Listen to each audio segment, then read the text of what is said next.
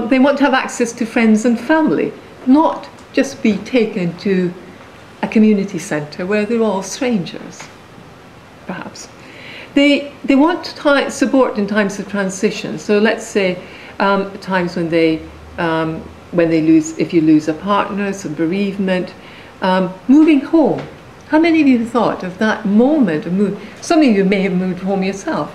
Think of that feeling as you move house and you move to a completely strange place, how that feels, and what kind of support you might be looking for there. And they also want to share enjoyable activities. Now, at least in the UK, adult learning or lifelong learning or whatever we're supposed to be calling it these days, the vast majority of people attending evening classes are older people. And that's because it's enjoyable, it's fun. It's not because people come there because they're lonely. That's not the reason. But of course, it satisfies that element. They also say transport. When do we not have transport? Weekends and Christmas and New Year. When do people want to have transport? Weekends and Christmas. Those are classic examples of where it's not thought through really when the greatest need is. And yet older people say, if I come with my needs, nobody cares. And I did a study a few years ago in Leeds on transport.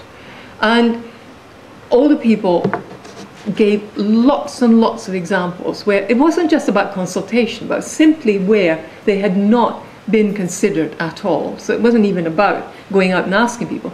It's just older people just weren't in the picture when it came to transport. And yet they use public transport at least as much, if not more, than probably any other age group. They want older people friendly environments, and I've kind of highlighted this: toilets, seats and pavements, hugely important. The number of times I've heard people say, if there were just enough seats, then I would feel more confident in walking to a certain place, to a shopping centre, to the park. But if I'm worried, and I had someone say to me, I've worked out exactly where the walls are that I can sit on as I walk to a place. That's so basic. Why don't we think through that? And someone talked about walking friendly and safe parks. Well, I'm sure that's not really surprising. So in other words, it's about meeting places where real people meet. Don't want to be taken to groups always. Want to go where other people are. And this was another gentleman who said, well, I just lost my confidence. And if there were more benches and places to rest, I would be able to go out. So what's offered then? Well, social support. We have loads of projects offering social support. I'm not saying that there isn't a place for them, but we tend to think quite often in little boxes. Day centres. The number of meetings I've been at over the years where someone say, I know what we need for older people, we need another day centre. And I go to older people and say, would you like another day centre? And they say, no, I don't, that's not what we want. And again, day centres fill a function. It's not that they don't have a role, but not all older people want to go to a day centre. In fact, one older woman I met, she said, if I'm taking the day centre, I don't know anyone there. What I really want is support to walk down the street to meet my best friend. My best friend doesn't go to the day centre. So that's just an example. Befriending, lots of befriending type activities. Intergenerational activities, quite a bit around those. Volunteering. Volunteering is supposed to be good for you. Adopt a granny scheme. I think that's probably now politically incorrect to call them, but you still see that. Social activities such as outings and exercise and education. University of Third Age, which is quite popular, and as I said, mentioned earlier. So these are categories that we see over and over again. Many of these have not been evaluated, some have. But let me just remind you again, groups don't work for everybody. And this older man said, I tried going to clubs a few times, but it wasn't for me. It was overwhelming. Now, it has to be said, he was slightly deaf. And he had problems with particularly larger groups because he was hard of hearing. And that's, again, something that is often not thought about when people are brought into groups. Use of technology. Well, I've seen some, and this is where I'm going to say, I've seen some fantastic examples today of use of technology, and I want to know more. I still don't understand all of it. But this is quite new, and much of it, there's very little research around this. It's kind of up and coming. It's not published yet. There is some evaluation. But again, it's not the only solution. It's, as David quite rightly said, it's one of many tools. So what evidence have we got? Well, the evidence from the systematic review that I did, there's good evidence that groups, and this, I have to say so, it doesn't mean that everybody wants groups, but focus groups, groups that provide educational, problem-solving input or targeted support activities. There's clear evidence that they work for some older people. And also what's clear is that they target specific groups such as women and caregivers, people with mental health problems, recently bereaved. And also that they are developed with an existing service. Now that for me, I remember, was quite surprising when I discovered that. Now, what this says, sort of just struck me when I said about women, the funny thing is, and there's been lots of research around women, but not about men. So it's not to say that these activities don't work with men, it's simply that the research isn't there. So I have to be very careful when we say we simply know this. There are other areas that we don't have sufficient information about. We have some information, some evidence around one-to-one support. There's increasing qualitative research that illustrates that one-to-one support works. What we don't have are the sort of larger scale trials, and we have been trying to get some funding for a trial recently, and with any luck we might get a few pennies. We'll see. We also have some evidence now around technology. So telephone befriending, discussion groups and so on, we kind of know about, again, mainly through qualitative research, that they work. And I hesitate to say companion animals, because that becomes always terribly emotive.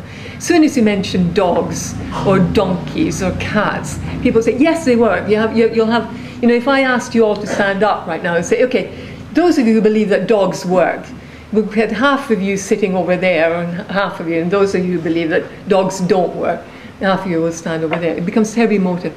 Some studies suggest that companion animals work, although there's one study, one quite large study, looking at the mental well-being factors around companion animals that suggests that companion animals absolutely are bad for your health.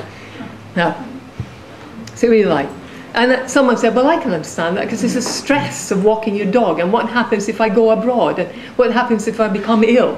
So I'm just sitting on the fence completely about dogs and cats. Now, the internet, there are contradictory findings at the moment, but I have to be absolutely clear here.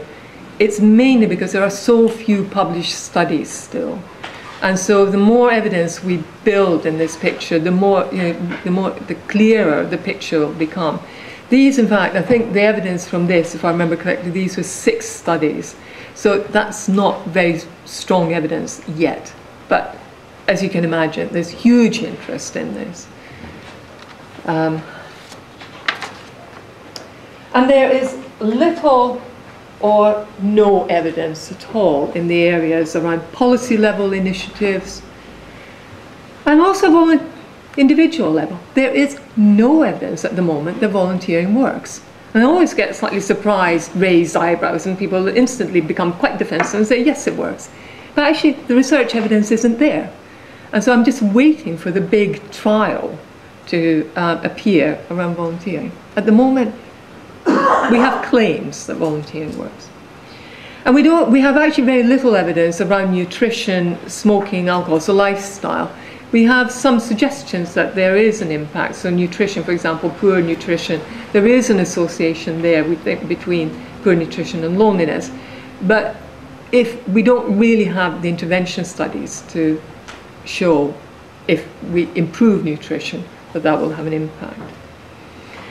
And in terms of physical activity, there are now studies looking at gardening. But what's now suggested is that there are probably other factors at play. So it's not simply the physical activity element, but if you take gardening, say communal gardens, there's probably the social aspect as well that has an influence. So, what we have to be very careful about is that there are still an awful lot of assumptions about what older people need and what they like and what they want. Not all older people are the same, as I'm sure you'll agree. Not all older people want to join group activities. And there are an awful lot of activities that haven't been evaluated. And I think this is so true. Actually, a friend of mine said something very similar. He said, at last, when I'm sort of at the cusp of all my experience, nobody cares. I think that's really, really sad. Yeah. I would hope that sometime when I'm 120 that someone might care about my life experience. But so, in terms of interventions, what might we want to consider? Well, first of all, I think it's really important that we have to bear in mind, there are no magic bullet solutions. We have to remember that older people, just like everybody else, it's sort of, somehow we put older people in a box and say, okay, you're different because you're old. But when does old start? I'm going to sidetrack here slightly. One of my favorite cartoons, it was a Danish cartoon actually, and it was a cartoon called Grandmother, and the little boy was sitting on his grandmother's knee, and he said, Granny, is it awfully difficult to be an old age pensioner? And she said, what do you mean? I've been practicing all my life. And I think that's what it's all about. It is about that lifelong experience of our individual cultural, social experiences. So there is no magic bullet solution. It'd be nice if there was. And it's not static. The feeling of loneliness is not static. We actually can move in and out of it. And sometimes, again, as researchers, we often assume that, once you're lonely, well, that's you, you're there in a neat little box, and we're going to measure you all the time. Likewise with interventions, with activities. But people can be lonely one day and not lonely the next day because of what else is happening in their environment. We also have to remember that, as I mentioned to you, some of the people that we interviewed, they've either been hard of hearing, or they have experienced sight loss, and these experiences also have a bearing on their experiences of loneliness. Where and how old people live, geographically, what kind of environment, it's very easy to make assumptions about what people want. So in terms of future directions for research, well, this is a mad stuff. My wish list is actually much longer than this slide, but I decided I only wanted one slide. We need a much better understanding of the associations between the different dimensions of loneliness. And we also need a much better understanding of the context, and that is something that other researchers are saying. So the picture's becoming more complex rather than simpler. And we need some quite complex community intervention trials. So beyond the evidence, it's not, I keep coming back to it, it's not just about groups, there's a lot more in it. We should stop putting people into neat boxes of old or age groups. And I sometimes actually wonder if the simple solutions are actually staring us in the face. We try to make life terribly complicated, and sometimes perhaps those simple solutions are just there. So I actually want to finish with a story that my